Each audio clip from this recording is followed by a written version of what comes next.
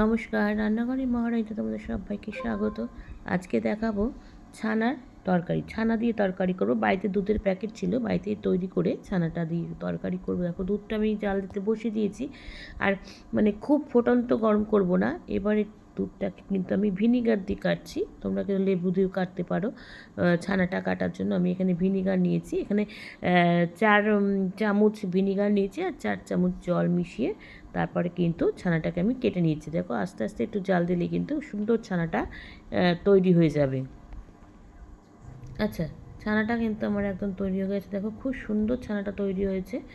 এবার আস্তে আস্তে ছানাটাকে কিন্তু ছেঁকে নেব। আর প্রথমেই কিন্তু মানে আগে যার জন্য ছাঁকনিতে দিয়েছি, ছাঁকনি না হলে ন্যাকড়াতেও করতে পারো। আমি ছাঁকনিতে আগে ছেঁকে একটু ঠান্ডা মানে জল দিয়ে দেবো, তাহলে কিন্তু ছানাটা খুব সুন্দর হয়। এবার এটাকে এবার ছাঁকনিতে দিয়ে দিচ্ছি, দিয়ে এরপর ঠান্ডা জল দিয়ে কিন্তু 1/2 ঘন্টার মতো রেখে দেবো। তারপর কিন্তু ভালো করে চিপলেই এই ছানাটা আমার একদম তৈরি হয়ে যাবে।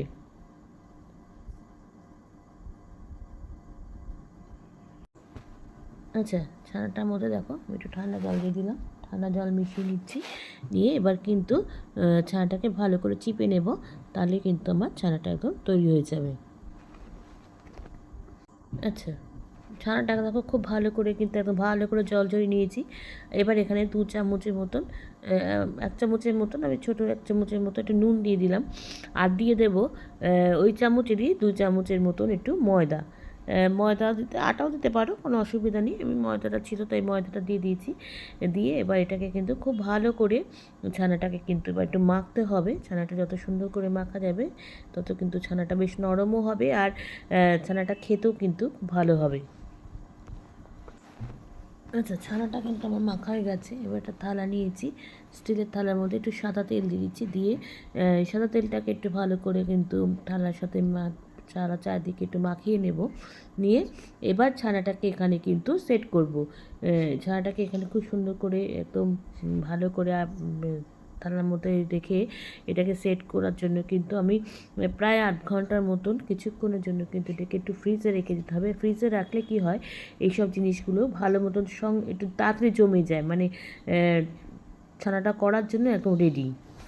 আচ্ছা, ছানাটাকে কিন্তু বেশ কিছুক্ষণ আগে ফ্রিজ থেকে বের করেছি, ওইটা নর্মাল টেম্পারেচারে আনা হয়ে গেছে।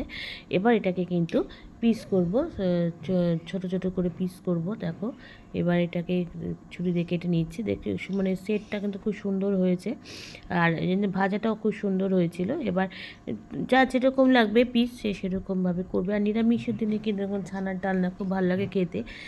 ছানাটাও খাওয়া হয় আর তরকারিটাও খাওয়া হয়। সেই জন্য কিন্তু বাড়িতে দুধ থাকলে এরকম ছানার ডালনা কিন্তু অনায়াসে তৈরি করে খাওয়া যায়। এবার দেখো আর ছোটো ছোটো করে পিস করে নিচ্ছি। এবার এগুলোকে কিন্তু একটু তেলে ভেজে নেব। আচ্ছা, কড়াইতে দেখো সাদা তেল নিয়ে নিয়েছি, সাদা তেলে ভাজবো, রান্নাটাও সাদা তেলেই করবো।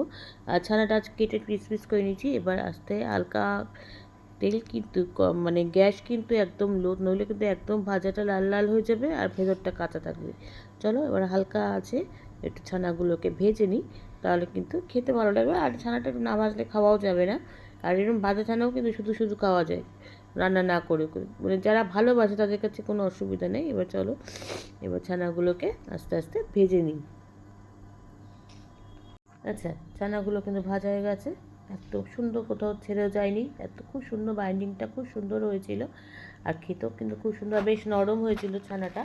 এবার এটাকে কিন্তু আস্তে আস্তে ছানাগুলোকে তুলে নিই, ছানাগুলো সব ভেজে নিই।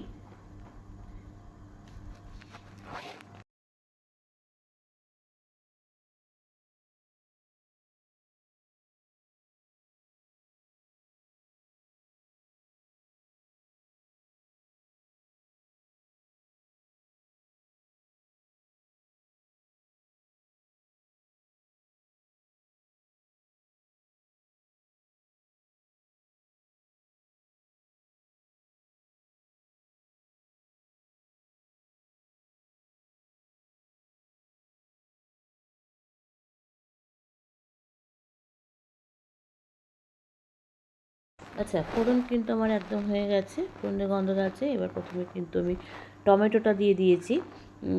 টমেটোটা এবার একটু ভাজা ভাজা হবে, টমেটোটা একটুখানি নুন দিয়ে টমেটোটাকে একটু ভাজা ভাজা করে নেব। আচ্ছা, টমেটোটা কিন্তু আমার ভাজা ভাজা হয়ে গেছে, নরমও হয়ে গেছে টমেটোটা। এবার কিন্তু আমি আলুটা ছেড়ে দেবো, দিয়ে আলুটাকে একটুখানি ভালো করে তেলের সাথে নাড়িয়ে এখানে নুন দিয়ে দেবো, দিয়ে আলুটা সেদ্ধ হওয়ার জন্য কিন্তু প্রথমে আমি একটুখানি কড়াইটাকে কিন্তু ঢেকে দিয়ে দিয়ে করবো, তাহলে কিন্তু আলুটা সেদ্ধ তাড়াতাড়ি সেদ্ধ হয়ে যাবে। সেজন্য এবার একটু নুন দিয়ে দিয়েছি, দিয়ে এবার এটাকে একটু থালা দিয়ে ঢেকে দেবো। আচ্ছা, ঢাকনাটা তুলে দিয়েছি। এবার যত দুটো কাঁচা লঙ্কা দিয়ে দিয়েছি, আর একটু ক্যাপসিকাম ছিল, ক্যাপসিকাম দেবো। ক্যাপসিকাম দিলেও কিন্তু খেতে খুব সুন্দর লাগে ক্যাপসিকামের গন্ধটা। এবার এটা দিয়ে ভালো করে আবার একটু নাড়াচাড়া করে এটাকে কিন্তু এখানে আবার কিছুক্ষণের জন্য এটাকে আবার একটু থালাতে ঢাকবো। তার আগে একটু হলুদ তো দিতেই হবে, একটু হলুদ দিয়ে দিলাম। আচ্ছা, হলুদ তো দিয়ে দিয়েছি। আর এবার কিছু এখানে একটু কাশ্মীরি লাল লঙ্কার গুঁড়ো দেবো, রঙটা হওয়ার জন্য দেবো আর কি, সেই জন্য একটুখানি কাশ্মীরি লাল লঙ্কার গুঁড়ো দিয়ে দিয়েছি। আর বেশি ঝাল করব না, এগুলো রান্নাগুলো একটু মিষ্টি মিষ্টি বা ছানা বলো বা ছানা তরকারি বলো, ছানার কোপ্তা কারি বলো, নিরামিষ রান্নাগুলো একটু মিষ্টি মিষ্টি হয়, তার বেশি ঝাল না দিলেই ভালো হয়। সেই জন্য এখানে কিন্তু আমি দুটো মাত্র কাঁচা লঙ্কা ব্যবহার করেছি, আর শুধু একটুখানি রঙের জন্য লাল কাশ্মীরি লঙ্কার গুঁড়ো দিয়ে দিয়েছি। আচ্ছা, থালাটা তুলে দেখছি, আমার কিন্তু অনেকটাই কষানো হয়ে গেছে। দেখছি কালারটা কি সুন্দর, একদম কিন্তু নর্মাল রান্না করেছি। তবে আমি এখানে একটু জিরে আর ধনের গুঁড়ো দিয়েছিলাম, সেটা তো ভিডিও করতে ভুলে গিয়েছিলাম। একটু অল্প সামান্য পরিমাণে দিয়েছি।